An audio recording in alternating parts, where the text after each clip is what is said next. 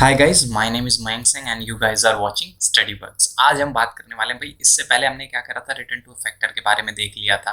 आज हम बात करेंगे इकोनॉमिक कॉस्ट के बारे में। अब हम क्या कर रहे हैं, जो हमारा चैप्टर दो पार्ट में था, मेनली हमारा चैप्टर जो था वो दो पार्ट में था। फर्स्ट था प्रोड्यूसर के बारे में, अपने को देखना था प्रोड्यूसर के बिहेवियर के बारे में, एंड देन सेकेंड पार्ट था हमारा कॉस्ट। तो हम क्या कर रहे हैं, फर्स्ट पार्ट तो हमने कवर कर लिया था लास्ट लेक्चर में। देन अब हम जा रहे हैं कॉस्ट पे। तो कॉस्ट से स्टार्ट करते हैं। तो कॉस्ट हमारी कितनी तरह की होती है? दो तरह की होती है।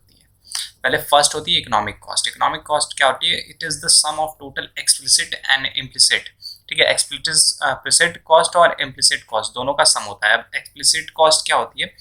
एक्सप्लिसिट कॉस्ट वो होती है जो एक्चुअल करेंसी, जो एक्चुअल खर्चा हमने करा होता है। जैसे हम रॉ मटेरियल खरीदने जाते हैं, रॉ मटेरियल पे अपने को 3,000 रुपये हमने खर्च करे, फिर हमने लोगों को वेजेस जो दिए, वेजेस जो प्रोवाइड करते हैं उस पर 2,000 रुपये खर्च किए। तो जो एक्चुअल खर्चे हैं, जो क्या हो रहे हैं, जो लगातार होते रहते हैं बिजनेस को चलाने के लिए, डे टू डे एक्टिविटीज करने के लिए, वो चीजें हमारी क्या कहलाती है? एक्सप्लिसिट कॉस्ट कहलाती है। अब इसमें आपका रेंट भी आ सकता है। लेकिन अगर बाई चांस क्या होता है कि अगर हमारे बिजनेस पे हमारे पास क्या है, हमारे पास खुद की बिल्डिंग है, अपनी खुद की बिल्डिंग मेरे पास है, तो इस खुद की बिल्डिंग का तो मैं रेंट नहीं लूंगा ना, कोई भी रेंट नहीं लूंगा। इसी तरह एक डेप्रिसिएशन होता है। डेप्रिसिएशन जो चार्ज होता है वो क्या होता है कि अगर मैं 10,000 की मशीनरी खरीद के ला रहा हूँ तो हर साल इसकी वैल्यू कुछ ना कुछ कम होती जाएगी। इस चीज को बोलते हैं डेप्रिसिएशन। अकाउंट्स वालों ने बहुत अच्छे से ये वाला कॉन्सेप्ट पढ़ा होगा डेप्रिसिएशन का, उनकी बुक में ये डेप्रिसिएशन का कॉन्सेप्ट होता है। बट आप लोगों को मैं बता दूं कि डेप्रिसिएशन क्या होता है। जब भी कोई चीज, अभी मैं नया फोन खरीदने गया, मैंने जो न्यू फोन खरीदा, वो न्यू फोन खरीदा मैंने 10,000 रुपए का। अब मैं जस्ट मार्केट उस शोरूम से बाहर आऊंगा और क्या मैं उस फोन को दोबारा 10,000 में बेच सकता हूँ? तो नहीं भाई, आंसर है नहीं बेच सकता। क्यों? क्योंकि हमने उसको कुछ टाइम तक यूज कर लिया। तो कुछ टाइम तक यूज करने के एवज में, ठीक है, उसके बिहाफ पे उसकी वैल्यू कुछ कम हो जाती है। इसी चीज को हम बोलते हैं डेप्रिसिएशन। तो डेप्रिसिएशन क्या है? एक तरह की कॉस्ट है, धीरे धीरे धीरे धीरे धीरे धीरे हमारे बिजनेस पे लग रही है। तो ऐसी कॉस्ट जो क्या होती है, जो प्रोड्यूसर बियर तो नहीं करता बट वो एक्चुअल कॉस्ट होती है। जैसे अगर प्रोड्यूसर की खुद की बिल्डिंग है तो वो रेंट नहीं लेगा, बट वो रेंट क्या है, कॉस्ट में इंक्लूड करी जाती है। तो एक तरह से कह सकता हूँ कि ये क्या होती है, इमेजिनरी कॉस्ट होती है। ये एक्चुअल होती नहीं है बट हम मान लेते हैं कि ये भी कॉस्ट हो सकती थी। तो इस टाइप की जो कॉस्ट है वो हमारी क्या कहलाती है? इम्प्लिसिट कॉस्ट कहलाती है। तो अगर दोनों कॉस्ट को मैं ऐड कर दूं, मैं क्या करूं, एक्सप्लिसिट प्लस इम्प्लिसिट कर दूं, तो मेरे बिजनेस की ये निकल के आएगी इकोनॉमिक कॉस्ट। तो आई होप अब ये चीज क्लियर हुई होगी कि क्या इकोनॉमिक कॉस्ट होती है, क्या एक्सप्लिसिट कॉस्ट होती है, क्या इम्प्लिसिट। जो एक्चुअल में जो एक्सपेंडिचर हम कर रहे हैं, ठीक है, बिजनेस को चलाने के लिए, बिजनेस को करने के लिए, उसमें आपका क्या हो सकता है? वेजेस हो सकता है, रेंट हो सकता है, इंटरेस्ट हो सकता है, परचेज ऑफ रॉ मटेरियल हो सकता है। इस टाइप की चीजें हमारी एक्सप्लिसिट कॉस्ट में आती हैं। देन उसी का उल्टा इसमें क्या हो सकता है? इसमें हमारा डेप्रिसिएशन हो सकता है और कई सारी चीजें हो सकती हैं। ये तो हमारी बात थी बेसिक कॉस्ट की। देन हम आगे फॉरवर्ड करते हैं, देन हम आगे चलते हैं। नेक्स्ट चीज हमारी निकल के आती है नॉर्मल प्रॉफिट। नॉर्मल प्रॉफिट क्या होता है? ये वो सिचुएशन है, वो सिचुएशन जब अपने को मिनिमम प्रॉफिट मिल रहा होता है जिससे हम सिर्फ बिजनेस को चला सकें। भाई एक्स्ट्रा पैसा मेरी जेब में नहीं जाएगा, मेरी जेब में कोई भी एक्स्ट्रा पैसा नहीं जाएगा, सिर्फ हम बिजनेस को चला सकें, कि अपने को नो प्रॉफिट हो नो लॉस हो। तो वो सिचुएशन हमारी क्या कहलाएगी? वो सिचुएशन हमारी नॉर्मल प्रॉफिट कहलाएगी। तो इसको कहते हैं it is the minimum amount required to keep the producer into business. Business में उसको लगे रहने देने के लिए, ठीक है, बिजनेस में बने रहने के लिए जो मिनिमम कॉस्ट होती है, वो चीज अगर मैं अचीव कर ले रहा हूं तो that's called normal profit. In other words, it is the minimum supply price of entrepreneur. It is also called the wage of an entrepreneur. entrepreneur को entrepreneur का wage of भी से बोलते हैं। आगे देखते हैं, अब चलते हैं थोड़ा सा हट के चीजें देखते हैं। मेनली जो कॉस्ट होती है ना, उसको हम क्या करते हैं, दो पार्ट्स में डिवाइड करते हैं या तीन पार्ट्स में डिवाइड करते हैं। फर्स्ट होती है हमारी टीपी, मतलब टोटल कॉस्ट। देन हमारी होती है एपी, इसको शॉर्ट में लिख देते हैं टीपी।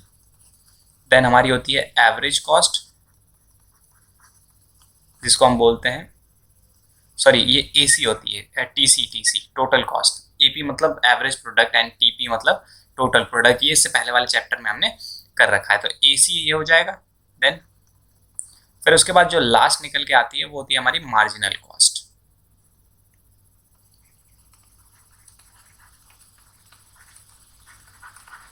मार्जिनल कॉस्ट को हम MC बोलते हैं। तो एक एक चीजें देखते हैं धीरे धीरे करके। सबसे पहले हम बात करेंगे TC की, टोटल कॉस्ट की। तो टोटल कॉस्ट पे चलते हैं।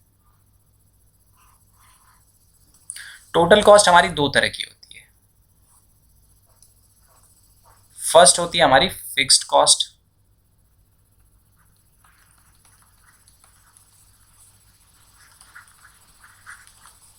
देन होती है वेरिएबल कॉस्ट। एक एक चीज को समझते हैं धीरे धीरे। पहले मैं बात करूं टोटल कॉस्ट की, तो टोटल कॉस्ट हमें क्या बताती है कि भैया एक्चुअल में मैं कितना टोटल खर्चा कर रहा हूं एक बिजनेस को चलाने के लिए। एक साल के अंदर मैं 100 रुपए खर्च कर रहा हूं, 200 रुपए, 1 लाख, 10 लाख, 10 करोड़, कितना खर्च कर रहा हूं, टोटल खर्चा जो है मेरे बिजनेस का, दैट्स कॉल्ड टोटल कॉस्ट। नाम से ही पता लग जा रहा होगा। अब टोटल कॉस्ट को ना हम दो पार्ट में डिवाइड करते हैं। एक ऐसी कॉस्ट होती है जो बिजनेस को स्टार्ट करते हैं, जब वो कॉस्ट जो लगती है, जैसे मैंने बिल्डिंग खरीदी, मशीनरीज खरीद ली, ये बार बार तो नहीं खरीदता ना मैं। ये क्या होते हैं, ये एक बार जब बिजनेस स्टार्ट कर रहे हैं देन हमने खरीद लिया, तो वो चीज बार कई सालों तक चलती जाती है, तो दैट्स कॉल्ड फिक्स कॉस्ट। मतलब जो चीज हम बिजनेस के स्टार्टिंग में खरीदते हैं और जो मोर देन 1 ईयर चलती है, क्या कह सकते हैं, 2 पॉइंट्स इसके लिए लिख सकते हैं हम। थोड़ा सा नीचे आके फिक्स कॉस्ट हेडिंग डाल के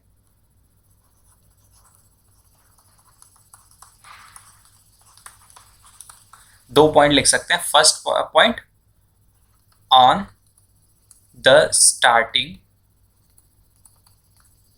of business invested in fixed asset. Mainly fixed asset में जो पैसा इन्वेस्ट करा जाता है, ठीक है। फिक्स एसेट क्या होता है, जो मोर देन 1 ईयर चलता है। तो सेकेंड पॉइंट यही आ जाता है कि it's use for more than 1 year, 1 साल से ज्यादा चलती है। एंड जब 1 साल से ज्यादा चल जाती है तो भाई it's also constant in short run. Short run में क्या होती है, कांस्टेंट होती है। हमने इससे पहले दोनों चीजें देख रखी है कि भाई शॉर्ट रन क्या होता है, लॉन्ग रन क्या होता है। जो भी हमारा पीरियड है उसको हमने 2 पार्ट्स में डिवाइड करा था। फर्स्ट था हमारा शॉर्ट रन, जो क्या था, लेस देन 1 ईयर का पीरियड था। Then long run. तो अभी जो भी चीजें हम पढ़ेंगे, जितनी भी कॉस्ट पढ़ेंगे, वो सारी शॉर्ट रन की पढ़ेंगे। लॉन्ग रन की कोई भी एक भी कॉस्ट हम नहीं देखेंगे। तो यहाँ पे ये चीज क्लियर हुई होगी कि जो हमारी फिक्स कॉस्ट होती है वो बिजनेस के स्टार्टिंग में फिक्स एसेट्स में जो इन्वेस्टमेंट होती है जनरली वो हमारी फिक्स कॉस्ट होती है। देन इसको क्या कर सकते हैं हम, 1 साल से ज्यादा यूज कर सकते हैं। तो 1 साल के अंदर, 1 साल के कम, ये क्या होती है, 1 साल से अंदर ये जनरली कांस्टेंट होती है। कुछ एक्सेप्शन केसेस हैं उनमें ये बढ़ जाती है, घट जाती है, वो बात अलग है, लेकिन शुरू में क्या होती है, ये कांस्टेंट रहती है। तो मतलब कि अगर अपनी कॉस्ट, फिक्स्ड कॉस्ट बिजनेस के स्टार्टिंग में 1 लाख रुपए है, एग्जाम्पल के लिए मान ले रहा हूं 1 लाख रुपए है, तो वो throughout the year 1 lakh ही रहेगी। That's called fix cost. तो पहली चीज अपनी निकल के आ गई फिक्स कॉस्ट। देन दूसरी चीज हमने लिखी थी वेरिएबल कॉस्ट। ये हमने देखा था वेरिएबल कॉस्ट। तो चलिए वेरिएबल कॉस्ट भी डिस्कस कर लेते हैं। तो यहाँ पे हेडिंग डालते हैं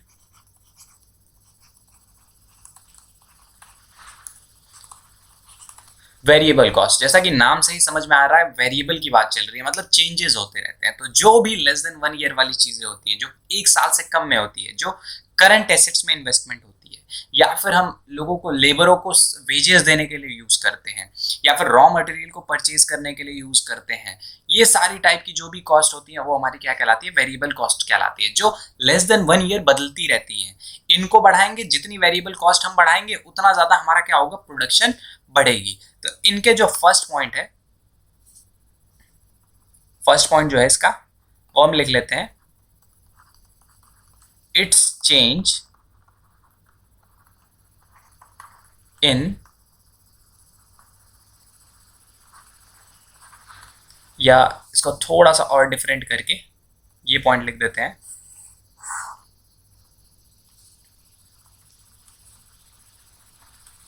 फर्स्ट लिख देते हैं कि variable cost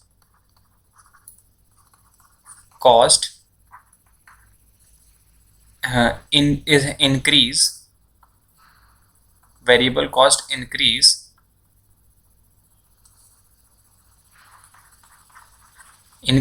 when production increase.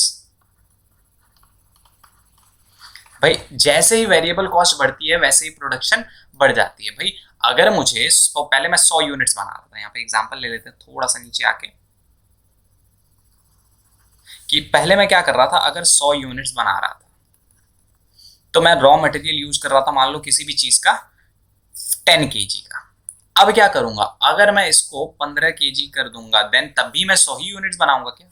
नहीं भाई, वेरिएबल कॉस्ट जब मैंने बढ़ाई है तो देन मैं क्या करूंगा, 150 यूनिट्स का मान लो प्रोडक्शन करूंगा। तो मैंने क्या करा, यहाँ पे 5 केजी पे एक्स्ट्रा खर्चा करा है, जो भी खर्चा करा होगा 5 केजी पे वो एक्स्ट्रा करा ना, तो दैट्स कॉल्ड वेरिएबल कॉस्ट। कि जैसे ही मैं प्रोडक्शन बढ़ाने के लिए जो एक्स्ट्रा खर्चे करता हूँ दैट्स कॉल्ड वेरिएबल कॉस्ट। और बात चलेगी लेस देन 1 ईयर की, 1 साल से कम में जो भी खर्चा बढ़ाने, जो भी प्रोडक्शन बढ़ाने के लिए जो मैं खर्चे करता हूँ दैट्स कॉल्ड वेरिएबल कॉस्ट। तो मेनली हम कह सकते हैं कि ये क्या होता है, प्रोडक्शन के साथ डायरेक्ट रिलेट होता है। मतलब वेरिएबल कॉस्ट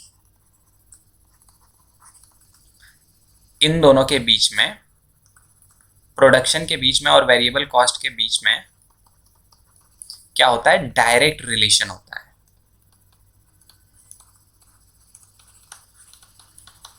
मतलब अगर वेरिएबल कॉस्ट बढ़ेगी देन प्रोडक्शन भी बढ़ेगा, या फिर अगर प्रोडक्शन बढ़ रहा है तो इसका मतलब क्या है कि हमारी वेरिएबल कॉस्ट भी बढ़ रही होगी, खर्चा बढ़ रहा होगा। बिना खर्चे के तो प्रोडक्शन नहीं बढ़ेगा ना। अगर भाई मैंने एक्स्ट्रा रॉ मटेरियल लगाया, एक्स्ट्रा लेबर लगाया तो उससे खर्चा भी तो बढ़ेगा। लेबर हम एक्स्ट्रा लगाएंगे तो उससे प्रोडक्शन बढ़ेगी, और प्रोडक्शन बढ़ेगी तो मतलब खर्चा बढ़ रहा है। तो पहली चीज क्या है कि वेरिएबल कॉस्ट प्रोडक्शन के साथ डायरेक्ट रिलेट होती है। देन दूसरी चीज है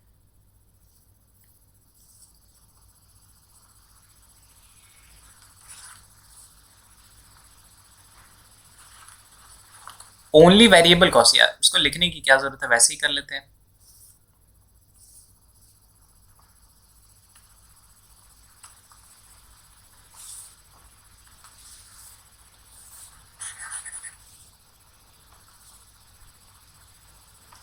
जो हमारी वेरिएबल कॉस्ट है ये क्या करती है, डायरेक्ट एक तो रिलेट होती है और एक लेस देन 1 ईयर के अंदर यही चेंज होती है। फिक्स कॉस्ट तो अपनी चेंज होनी नहीं है, ऊपर हमने देख लिया। तो ये 2 टाइप की कॉस्ट होती है, और जब इन दोनों कॉस्ट को हम मिला देते हैं, क्या करते हैं, फिक्स कॉस्ट को मैं टोटल फिक्स कॉस्ट भी लिख सकता हूं, टोटल फिक्स्ड कॉस्ट, या TFC लिखो या TC लिखो, दोनों का मतलब सेम है। टोटल फिक्स कॉस्ट लिखूं, टोटल कॉस्ट लिखूं, बोथ आर सेम। इसको जब मैं ऐड कर देता हूं, इसको टोटल फिक्स कॉस्ट को,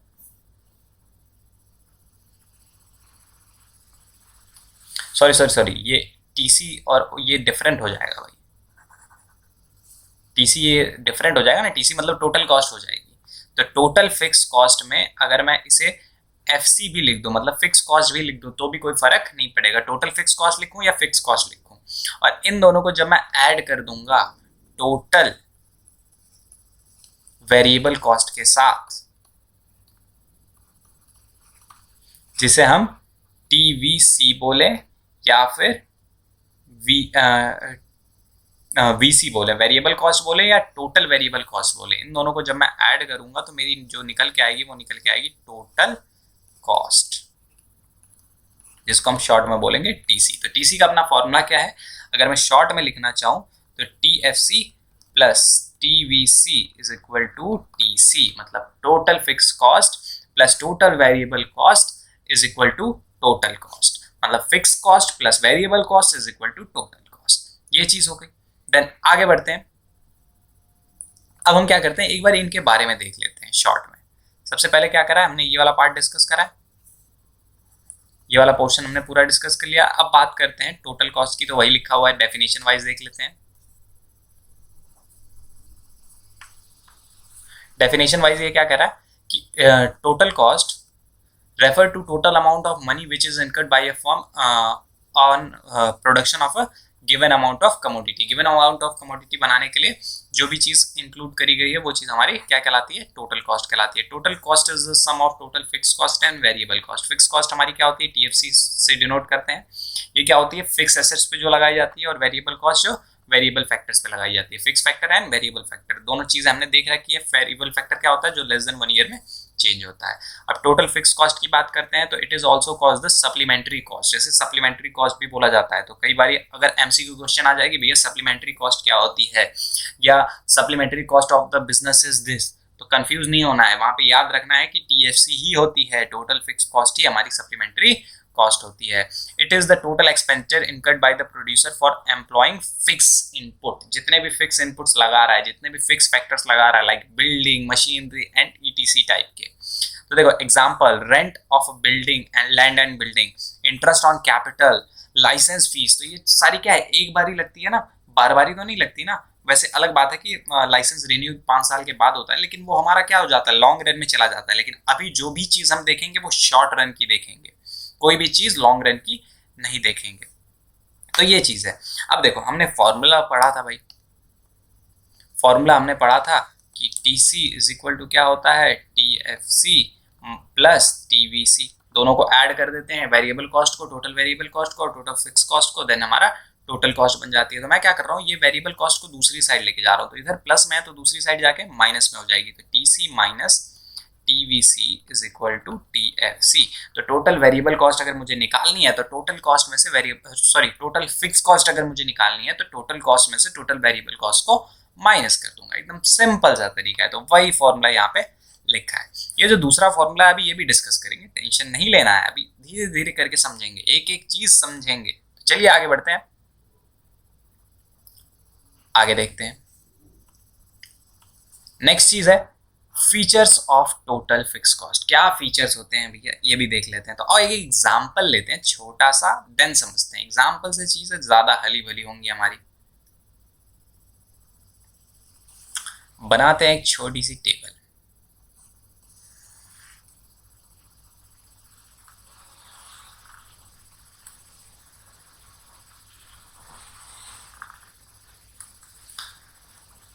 ये अपना हो गया टीसी, मतलब टोटल कॉस्ट। ये हो गया अपना टीएफसी, टोटल फिक्स कॉस्ट, और ये हो गया अपना टोटल वेरिएबल कॉस्ट। छोटा सा एग्जांपल लेंगे, उसी से समझ में आ जाएगा।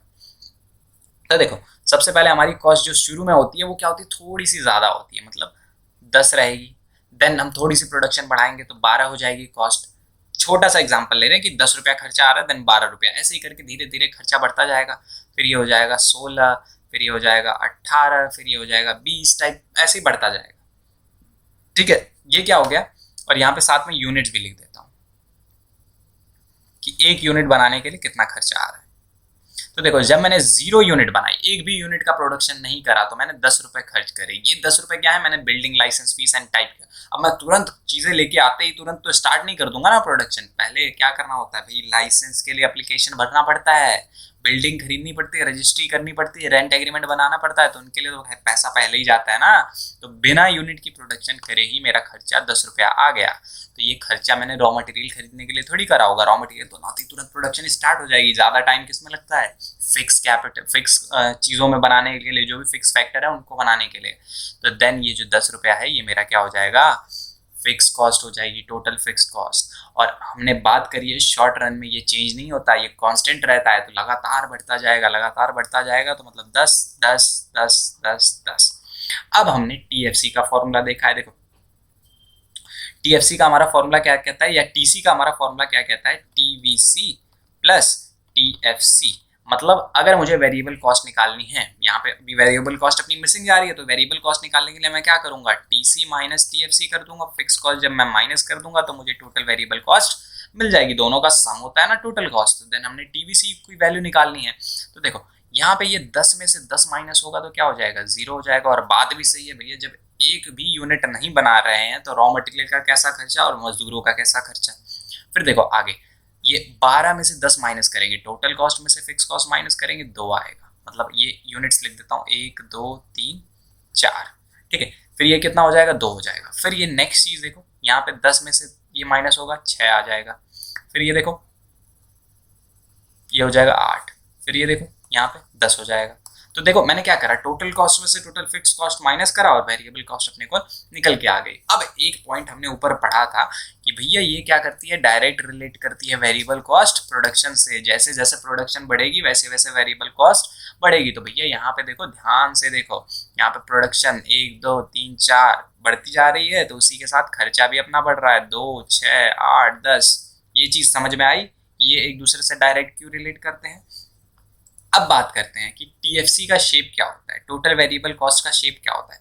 तो भैया सबको दिख रहा है, कांस्टेंट है, एकदम सीधा जा रहा है, सीधा। तो ये क्या हो जाएगा, ये ऐसा हो जाएगा, यहाँ पे अपनी कॉस्ट आ जाएगी और यहाँ पे अपनी क्वांटिटी आ जाएगी। तो देन इसका ग्राफ एकदम ऐसे ऐसे सीधा निकल जाएगा, सीधा 10 10 10 10 10, हर जगह पे 10 ही रहेगा। लेस देन 1 ईयर हम शॉर्ट रन कॉस्ट पढ़ रहे हैं, ठीक है, कम समय की कॉस्ट पढ़ रहे हैं, शॉर्ट रन में कॉस्ट पढ़ रहे हैं। तो इसलिए ये क्या हो जाएगा, 1 साल के अंदर तो भाई इसमें कोई बदलाव होना ही नहीं है। तो ये इसका क्या हो जाएगा, शेप हो जाएगा। आगे देखते हैं। चलिए, तो वही चीज़ अब देखिए बुक के अकॉर्डिंग कर लेते हैं। वहाँ पे तो हमने इसका शेप समझ लिया, अब क्या करते हैं बुक के अकॉर्डिंग देख लेते हैं। तो ये क्या कह रहा है, it remain constant at all level of output, सारे लेवल आउटपुट पे कांस्टेंट रहती है। It is not zero even at zero production level के। भाई बात भी समझा दी ना, क्योंकि कुछ तो लाइसेंस लेना पड़ता है ना, लाइसेंस का खर्चा, रेंट एग्रीमेंट, जमीन की रजिस्ट्री कराना। मान लो अगर खुद की जमीन खरीद रहे हो तो रजिस्ट्री के लिए पैसा देना पड़ेगा, तो वो चीज़ यहाँ पे आ जाती है। आगे देखो, therefore TFC curve is parallel to x-axis, x-axis के क्या होता है, पैरेलल होता है। Total cost at zero level of output is equal to fixed cost. तो मतलब ये चीज़ हम कह सकते हैं कि भैया अगर प्रोडक्शन का लेवल क्या है, जीरो है, अगर कहीं शॉर्ट में बोल दे कि प्रोडक्शन का लेवल क्या है, जीरो है, PRODUCTION, production is equal to zero. तो इसका मतलब क्या है कि हमारा जो TC होगा, टोटल कॉस्ट होगी, वो क्या होगी, टोटल फिक्स कॉस्ट के बराबर होगी, अगर प्रोडक्शन का लेवल जीरो है। तो इतना दिमाग में रख लेना है। क्लियर है, आगे बढ़ते हैं। आगे देखो, ये चीज़ क्लियर हो गई। देन थोड़ा सा और आगे चलते हैं। यहाँ पे देखो फिक्स कॉस्ट का यहाँ पे कर्व बना रखा है इन्होंने।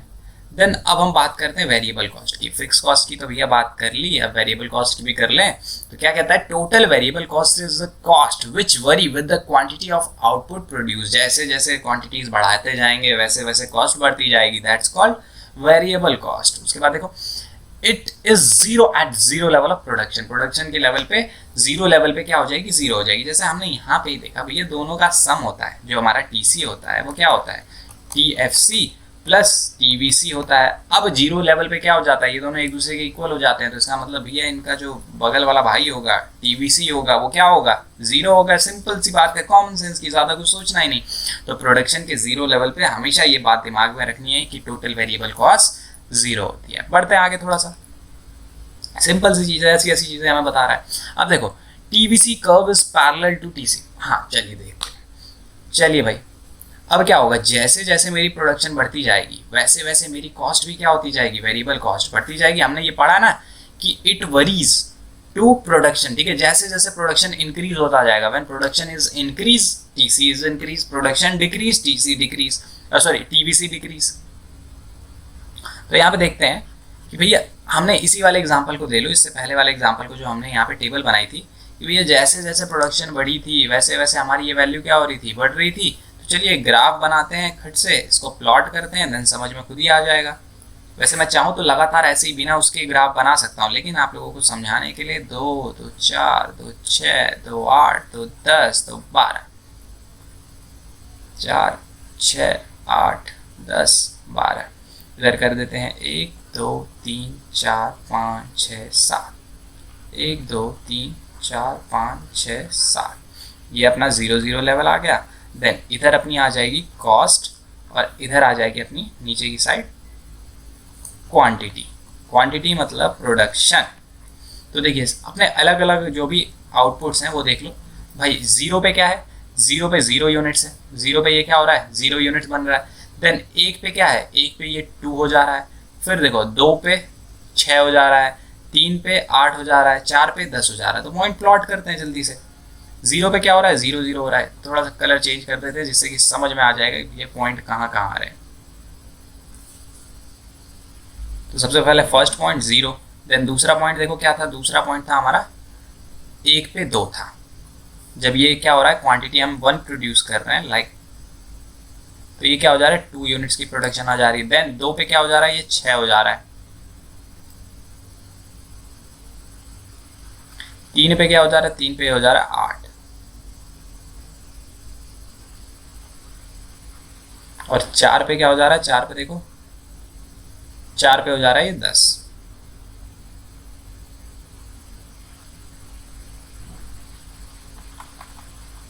ये हो गया 10। तो इसका जो कर्व जा रहा है वो भैया कुछ ऐसा जा रहा है, एकदम सिंपल सा है। मैं चाहता तो डायरेक्ट भी बता सकता था, लेकिन समझ में नहीं आता ना कि आया कैसे। तो देखो इसका कर्व क्या हो रहा है, सीधा एकदम ऐसे निकल जा रहा है। अब इससे पहले हमने एक चीज़ और देखी थी कि भैया जो TFC का कर्व है, टोटल फिक्स कॉस्ट का कर्व है TFC का, वो कुछ ऐसा होता था, पैरेलल टू एक्स एक्सेस होता था। तो अब एक चीज़ ध्यान में देना, एक चीज़ ध्यान में देखना कि जो TC है हमारा वो क्या है, 2 का सम है, TFC प्लस TVC दोनों का सम है। तो देखो TFC और TVC, अगर मैं इसको थोड़ा सा इधर लेके आऊँ तो देखो TC minus TVC is equal to हमारा TFC होता है। ये फॉर्मूला हमने अभी देखा है। तो देखो हमारा जो TFC है वो ऑलवेज क्या है, कांस्टेंट है। ये क्या है, हमारा हमेशा के लिए कांस्टेंट है, ये बढ़ना नहीं है ना घटना है, कांस्टेंट है। और इस केस में हमारा इन दोनों को माइनस करने का जो सम है वो TFC आ रहा है। तो मतलब कभी भी ये क्या होगा, ये इनके बीच का जो डिफरेंस होगा ऑलवेज TFC कांस्टेंट होगा। हमारे एग्जांपल में जैसे ये 10 था, 10 था ये, तो हमारा इनके बीच का जो डिफरेंस है, इन दोनों के बीच का डिफरेंस ऑलवेज क्या होगा, 10 होगा। देख के केस में अपना के देख लो, देखो ये 20 माइनस 10, 10 आएगा। देन 18 माइनस 8, देखो 10 आया। देन 16 माइनस 6, डिफरेंस कितना आया, 10 आया। तो ऑलवेज इनके बीच का जो डिफरेंस होगा वो फिक्स कॉस्ट होगी। तो एक चीज़ है इससे दिमाग में आपके क्लिक हो जानी चाहिए भैया कि इन दोनों के बीच का जो डिफरेंस है, जितना ये डिफरेंस है, ये 2 यूनिट्स का डिफरेंस है ना, तो ये 2 यूनिट ऊपर से ही हमारी फिक्स कॉस्ट स्टार्ट हो जाएगी। देखो यहाँ से स्टार्ट होगी और ऑलवेज पैरेलल चलती जाएगी। मतलब इन दोनों के बीच का जो डिफरेंस है वो ऑलवेज सेम होगा। इसको रेड कलर से दिखा देते हैं भैया। तो देखो इन दोनों के बीच का जो डिफरेंस है हर जगह पे सेम होगा। क्यों, किसकी वजह से, TFC की वजह से। ये क्या हो जाएगा, TFC की वजह से, क्योंकि इन दोनों का डिफरेंस ही तो हमारा है TFC, और TFC हर जगह पे सेम है, तो इसलिए ये भी सेम होगा। तो यहाँ पे हमने सारे कर्व देख लिए। सबसे पहला था ये हमारा, ये रहा हमारा TFC, देन ये रहा TVC, और ये रहा TC। ये दोनों एक दूसरे के ऑलवेज पैरेलल होंगे। क्यों पैरेलल होंगे, TFC की वजह से। भाई इन दोनों के बीच का जो डिफरेंस है वो है TFC, और TFC ऑलवेज क्या होता है, कांस्टेंट होता है। तो इसलिए इनके बीच का डिफरेंस भी हमेशा कांस्टेंट होगा, और कांस्टेंट डिफरेंस दैट मींस कि ये दोनों एक दूसरे के पैरेलल हैं। तो ये चीज़ यहाँ पे समझ में आ जानी चाहिए। आगे बढ़ते हैं भाई, देखते हैं क्या ज्ञान दे रहा है ये बुक वाला, जो हमारे नोट्स हैं वो क्या ज्ञान दे रहे हैं। तो देखो TVC curve is parallel to TC curve, अभी मैंने समझा दिया। देखो ex cost of raw material, expenses on power, जो इलेक्ट्रिसिटी का बिल भरते हो, ये सारी चीज़ें हमारी निकल के आती हैं। तो ये चीज़ें हमारी क्या हो जाती हैं, ये हमारा फॉर्मूला है एकदम सिंपल सा, TVC is equal to TC minus TFC। ये वाले फॉर्मूले को अभी देखेंगे, ज़्यादा सोचना नहीं, ठीक है। तो देखते हैं। अब देखो कुछ फीचर्स इसके निकल के आए हैं, फीचर्स निकल के आए हैं वेरिएबल कॉस्ट के। ये क्या कह रहा है कि it is zero when output is zero. भाई बात तो हमने पढ़ी थी ना कि जैसे ही इसका प्रोडक्शन जीरो होता है तो इसकी कॉस्ट भी हमारी TVC की टोटल फिक्स वेरिएबल कॉस्ट की जीरो आती है। तो देखो it increase with increase in output, जैसे जैसे आउटपुट इंक्रीज होता जाएगा वैसे वैसे हमारी क्या होती जाएगी, इंक्रीज होती जाएगी। देख लिया। उसके बाद देखो initially TVC increase at diminishing rate due to increasing return and later it increase at increasing rate due to diminishing rate. इसके बारे में भी बात करेंगे। ये दोनों पॉइंट अभी हम देखेंगे आगे चल के एकदम डिटेल में, क्योंकि इस पे अपने को एक पूरा प्रिंसिपल देखना है। तो चलिए यहाँ तक की चीज़ें क्लियर हैं। अब हम बात करते हैं। देखो हमारा फर्स्ट पोर्शन जो है वो तो पूरा क्लियर हो गया। यहाँ से हमने देखा था कि भाई जो टोटल कॉस्ट का पोर्शन है, ये वाला पोर्शन, ये तो हमने कवर कर लिया। इसमें दोनों कॉस्ट हमने देख डाली। अब बात करेंगे एवरेज कॉस्ट की। तो नीचे चल के थोड़ा सा कुछ नया देखते हैं। मैं क्या कर रहा हूं, देखो मैंने सिंपल सा फॉर्मूला लिखा कि TC is equal to total fix cost plus total variable cost. मैंने कुछ नहीं करा, जो अभी फॉर्मूला अभी तक हम देखते आए थे वही उतार दिया। अब मैंने क्या करा, पूरे को डिवाइड कर दिया यू से। बोथ साइड, मैथ पढ़ी है तो भाई इतना तो पता है ना हम लोगों को कि मैंने क्या करा, dividing both side by you. You से मैंने दोनों साइड को डिवाइड कर दिया। यू क्या है भैया, ये भी जान लो कि यू क्या है। यू हमारा है यूनिट्स प्रोड्यूस, जितनी भी यूनिट्स प्रोड्यूस कर रहे हैं दैट्स कॉल्ड यू। हमारे केस में जो ऊपर हमने एक एग्जांपल लिया था ये छोटा सा, इसमें जो यू है वो क्या क्या है, देखो यू 0 है, 1 है, 2 है, 3 है, 4 है, ये चीज़ अपनी यू है। तो देखते हैं, अब मैं पूरी टर्म को जब यू से डिवाइड करूंगा तो T C divided by U is equal to T F C divided by U is equal to plus T V C divided by U. अब ये वाली जो चीज़ होती है ना, ये हमारी क्या कहलाती है, ये वाली चीज़ कहलाती है एवरेज कॉस्ट। इसे बोलते हैं एवरेज कॉस्ट। मतलब भी समझेंगे, इसे बोलते हैं एवरेज फिक्स्ड कॉस्ट एंड इसे बोलते हैं एवरेज वेरिएबल कॉस्ट। सबके शॉर्ट नाम भी बता देता हूँ। इसका शॉर्ट नेम इसे AC बुलाते हैं, इसका शॉर्ट नेम AFC बुलाते हैं और इसका शॉर्ट नेम AVC बुलाते हैं। तो ये तीन चीज़ें हैं। अब मतलब समझते हैं। अब चलते हैं पीछे और एक एक जो भी हमारी वो है उनको समझते हैं। तो सबसे पहले हम बात करते हैं एवरेज कॉस्ट की, जो कि जिसका फॉर्मूला हमने देख लिया, एकदम सिंपल सा फॉर्मूला था वो हमने देख लिया। अब देखो ये क्या कह रहा है कि average cost is unit cost of production of a commodity, कि भैया एक यूनिट बनाने में मुझे कितना खर्चा आ रहा है, दैट्स कॉल्ड एवरेज। अगर मैं यहाँ पे लिखना चाहूँ कि भाई 10 गुड्स मैं बना रहा हूँ, 10 गुड्स मैं बना रहा हूँ, 10 यूनिट्स गुड्स की, ठीक है, और उसका खर्चा 100 रुपया आ रहा है, तो भाई एक यूनिट का खर्चा कितना आएगा, तो मैं क्या करूँगा 100 डिवाइडेड बाई 10, मतलब एक यूनिट का खर्चा जो आ रहा है वो आ रहा है 10 रुपया। भाई 10 यूनिट बनाने का खर्चा अगर 100 रुपये आ रहा है तो एक यूनिट बनाने का खर्चा सिंपल सा है 10 रुपये। तो इसी को हम बोलेंगे कि भाई एक यूनिट बनाने का खर्चा क्या होता है, वो हमारा कहलाता है एवरेज कॉस्ट। तो यहाँ पे एवरेज कॉस्ट की जो कॉन्सेप्ट है वो एकदम क्लियर हुआ होगा। आगे देखो, इसको डिफाइन कैसे करते हैं, it is the sum of average fix cost and average variable cost. भैया अभी तो देखा हमने एवरेज फिक्स कॉस्ट और एवरेज वेरिएबल कॉस्ट दोनों का सम होता है, अभी तो निकाल के देखा हमने। तो इसको अगर शॉर्ट में मैं लिखना चाहूँ तो कुछ ऐसा लिख सकता हूँ कि AC is equal to AFC plus AVC, मतलब AC जो है हमारा AFC और AVC का सम है। ठीक है, आगे देखते हैं। अब देखो यहाँ से अपने को फॉर्मूला भी मिल गया। अगर मैं लिखना चाहूँ तो यहाँ से मैं फॉर्मूला भी लिख सकता हूँ इसका। देखो कैसे, ये चीज़ देखो, ये वाला जो फॉर्मूला है कि TC divided by U is equal to AC, मतलब एवरेज कॉस्ट। देन अच्छा, कई जगह पे U से डिनोट करते हैं और देखो ये नोट्स में क्या कर रखा है, Q से डिनोट कर रखा है। तो मर्जी है आपकी, U से डिनोट करो, Q से डिनोट करो, बट मेंशन जरूर कर देना।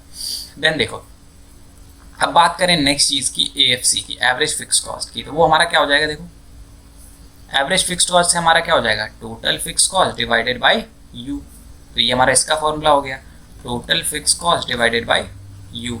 देन हम बात करेंगे एवरेज वेरिएबल कॉस्ट की, तो ये क्या हो जाएगा, total variable cost divided by you. और इन सबको ऐड करने के बाद अपने को ये रिजल्ट मिल जाएगा। ये अपना रिजल्ट हो गया। कैसे मैंने डेरिवेटिव करा है, कैसे मैंने बनाया है, ये चीज़ें एकदम सिंपल सी चीज़ तरीका अपनाया है। ठीक है, अब देखो मैंने थोड़ी देर पहले एक फॉर्मूले को इग्नोर कर दिया था, मैंने कहा था इसको बाद में देखेंगे। तो देखो ये जो u है, ये वाला जो u है यहाँ पे, ये वाला, ये इधर डिवाइड में है, दूसरी साइड में जाएगा तो क्या हो जाएगा, मल्टीप्लाई में हो जाएगा। तो इसको मैं ऐसा लिख सकता हूँ, TC is equal to AC multiplied by U, मतलब एवरेज कॉस्ट को जितनी भी यूनिट्स मैं प्रोड्यूस कर रहा हूँ उससे मल्टीप्लाई कर दूँ तो मेरी टोटल कॉस्ट निकल के आ जाएगी। तो अपने पास एक फॉर्मूला ये भी आ गया टोटल कॉस्ट निकालने का। अब यहाँ पे देखो जाके पीछे, क्या वही फॉर्मूला सेम रखा है, यहाँ पे देखो वही फॉर्मूला सेम रखा है क्या, यहाँ पे कोई नया फॉर्मूला तो लगाया नहीं गया है, वही सेम फॉर्मूला रखा गया है। तो वही देखो देन इसका अगर मैं देखना चाहूँ तो यहाँ पे अगर मैं TFC की वैल्यू निकालना चाहूँ तो वो क्या हो जाएगा, AFC इंटू यू से मल्टीप्लाई कर दो भाई, जो भी एवरेज फिक्स कॉस्ट आ रही है मेरी उसको यू से अगर मल्टीप्लाई कर देंगे तो अपनी टोटल फिक्स कॉस्ट निकल के आ जाएगी। देन सेम प्रोसीजर वही क्या होगा, TVC के साथ फॉलो होगा, TVC के साथ फॉलो होगा तो ABC मल्टीप्लाइड बाई यू। तो ये इनके कुछ फॉर्मूले निकल के आ गए हैं, काफ़ी ठीक ठाक फॉर्मूलेज आ गए हैं। थोड़ा सा इन पे देखो, कुछ भी याद करने की ज़रूरत नहीं है, थोड़ा सा अगर दिमाग लगाओगे देन ये सारी चीज़ें एकदम आपके दिमाग में सेट हो जाएंगी कि कैसे कोई फॉर्मूला बन रहा है, कैसे निकल रहा है। तो चलते हैं आगे, आगे देखते हैं।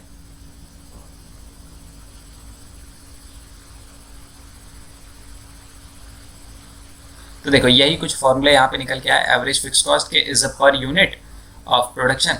और ये क्या होता है, इसका जो फॉर्मूला होता है, सॉरी एवरेज फिक्स कॉस्ट की अब बात करते हैं कि एवरेज फिक्स कॉस्ट क्या होता है, तो it is per unit fix cost of production of commodity. इसका मतलब क्या है, मतलब भी समझा देते हैं कि भाई मैं टोटल क्या कर रहा हूँ, जो टोटल खर्चा कर रहा हूँ, एकदम अच्छे से समझा दूंगा दोनों चीज़ें। मैं क्या कर रहा हूँ, मेरी जो टोटल कॉस्ट आ रही है वो आ रही है 50 रुपये, जिसमें से टोटल फिक्स कॉस्ट जो है वो मेरी कितनी है, वो मेरी है 20 रुपये, और टोटल वेरिएबल कॉस्ट जो है वो मेरी 30 रुपये। एकदम सिंपल सा है, दोनों का सम मिला के TC होना चाहिए। अब देखो जो ABC है, AFC क्या कह रहा है कि एक यूनिट बनाने में, जैसे हम 5 यूनिट की प्रोडक्शन कर रहे हैं, हम कितनी यूनिट्स की प्रोडक्शन कर रहे हैं, 5 यूनिट्स की प्रोडक्शन करने पे मेरा जो टोटल कॉस्ट आ रही है वो आ रही है 50 रुपये, और टोटल फिक्स कॉस्ट जो मेरी निकल के आ रही है वो 20 रुपये, और टोटल वेरिएबल कॉस्ट 30 रुपये। तो अगर मैं AFC निकालना चाहूँ तो AFC क्या होता है अपना, हमने अभी फॉर्मूला देखा है TFC डिवाइडेड बाई यू, मतलब 5 यूनिट से डिवाइड कर दूँ तो 20 divided by 5 is equal to 4। मतलब एक यूनिट बनाने पे जो फिक्स कॉस्ट आ रही है, टोटल कॉस्ट की बात नहीं हम कर रहे, फिक्स कॉस्ट आ रही है वो कितना आ रही है, 4 रुपये आ रही है। इसी तरह अगर मैं वेरिएबल कॉस्ट निकालने की बात करूँ, एवरेज वेरिएबल कॉस्ट, तो वो कितनी आएगी, 30 डिवाइडेड बाई 5। इसका मतलब इन दोनों को कट करेंगे तो 6 रुपये निकल के आएगी। मतलब एक वस्तु को बनाने पे, एक गुड्स की एक यूनिट बनाने पे 4 रुपया तो मेरी फिक्स्ड कॉस्ट आ रही है और 6 रुपये मेरी वेरिएबल कॉस्ट आ रही है। ये चीज़ है, एकदम सिंपल सी चीज़ है दोनों। तो आई होप ये दोनों चीज़ें क्लियर हुई होंगी कि भाई क्या होता है एवरेज फिक्स कॉस्ट। ठीक है, अब बात करेंगे AFC की। थोड़ा सा इधर चल के हम क्या करेंगे, AFC की बात करेंगे, और AFC की बात करके वीडियो को एंड कर देंगे क्योंकि थोड़ा सा लंबा हो रहा है। देन नेक्स्ट क्लास में हम ABC और MC मार्जिनल कॉस्ट की डिस्कशन करेंगे। तो यहाँ पे चलते हैं।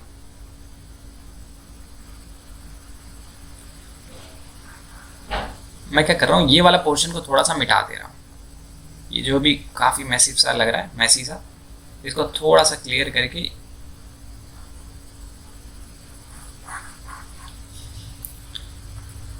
अब देखते हैं। तो चलो, अब मैं अगर यहाँ पे क्या करूँ, एवरेज कॉस्ट निकालना चाहूँ, जो एवरेज कॉस्ट निकालना चाहूँ, और उसी के साथ में एवरेज फिक्स कॉस्ट और एवरेज वेरिएबल कॉस्ट, तीनों चीज़ें निकालना चाहूँ, तो देखो एक एक चीज़ क्या होगी। सबसे पहले एवरेज कॉस्ट निकालूँ, देखो फर्स्ट जो हमारा प्लेस है वहाँ पे ये क्या हो जाएगा, 10 divided by 0। 10 divided by 0 not define, पता ही नहीं अपने को, तो ये क्या हो जाएगा, नॉट डिफाइन हो जाएगा। देन 10 को भी मैं इससे डिवाइड करूँगा, 10 को इससे डिवाइड करूँगा तो ये भी नॉट डिफाइन आएगा, मतलब ये भी क्या हो गया, नॉट डिफाइन हो गया। देन देखो और ये क्या हो जाएगा हमारा, 0 डिवाइडेड बाई 0 इंडिटर्मिनेट फॉर्म है, अपने को कुछ पता ही नहीं लगेगी उसकी वैल्यू। देखो जब मैं ABC निकालूंगा तो वो इनडिटर्मिनेट फॉर्म आ जाएगी। हमने अभी तक सारे फॉर्मूले यूज़ करें और कुछ एक्स्ट्रा नहीं कर रहा हूँ मैं। फिर देखो यहाँ पे मैं क्या करूँगा, 12 को जब 1 से डिवाइड करूँगा, अपना यही फॉर्मूला होता है ना कि TC डिवाइडेड बाई U, उसके बाद इसका फॉर्मूला होता है TFC divided by U, and then तीसरा फॉर्मूला होता है TBC डिवाइडेड बाई U। तो देखो जो अपना U निकल के आ रहा है, U अपना क्या हो रहा है, 1 यूनिट निकल के आ रहा है, 1 यूनिट। तो 1 यूनिट से इसको डिवाइड करेंगे तो ये आएगा अपना 12, इसको डिवाइड करेंगे तो ये आएगा अपना 10, और इसको डिवाइड करेंगे तो ये अपना आएगा 2। ये चीज़ चलेगी। फिर यही चीज़ 2 यूनिट से डिवाइड होगी, तो 2 यूनिट से ये क्या हो जाएगा, ये हो जाएगा 8, ये हो जाएगा 5, और ये हो जाएगा हमारा 4, सॉरी ये 2 था, 2 के बाद 6, तो ये हो जाएगा 3। अब देखो अपने को मेन फोकस जो करना है वो करना है AFC पे, क्योंकि AFC के बारे में जानना है, बाकी दोनों चीज़ें तो हम बाद में भी जान लेंगे। तो देखो अब मैं क्या करूँगा, इसको जब 3 से डिवाइड करूँगा तो ये कितना हो जाएगा, ये हो जाएगा मेरा जब 18 को, अच्छा सॉरी ये 8 आ रहा था, हाँ, तो अब जब 3 से डिवाइड करूँगा, ये 10 को जब मैं 3 से डिवाइड करूँगा, आप देखो मेरी जो f हो गई है वो कितनी हो गई है, सॉरी u कितनी हो गई है, ये 3 हो गई है। इसको भी थोड़ा सा क्लियर कर देते हैं, तब समझ में आएगा ज़्यादा, क्योंकि जितना ज़्यादा मैसी रहेगा उतना कम समझ में आएगा। तो 3 4, अब देखो इस 3 से मैं क्या करूँगा, इस फिक्स कॉस्ट को 10 को जब डिवाइड करूँगा तो ये चीज़ कितनी निकल के आएगी, ये आएगी 3.33 समथिंग। देन जब मैं 4 से डिवाइड करूँगा तो ये आएगा 2.5। अब देखो जैसे जैसे मैं प्रोडक्शन करता जाऊँगा, बढ़ाता जाऊँगा, अब अगर मैं प्रोडक्शन को ले गया 1 लाख पे, कितने पे ले गया, 1 लाख यूनिट पे, भैया फ्यूचर में यहाँ तक तो जाना ही है, कोई भी चीज़ करो टॉप पे जाओ, जो भी चीज़ करो वो टॉप पे लेके जाओ। तो 1 लाख यूनिट से जब मैं 10 को डिवाइड करूँगा, आंसर क्या आएगा,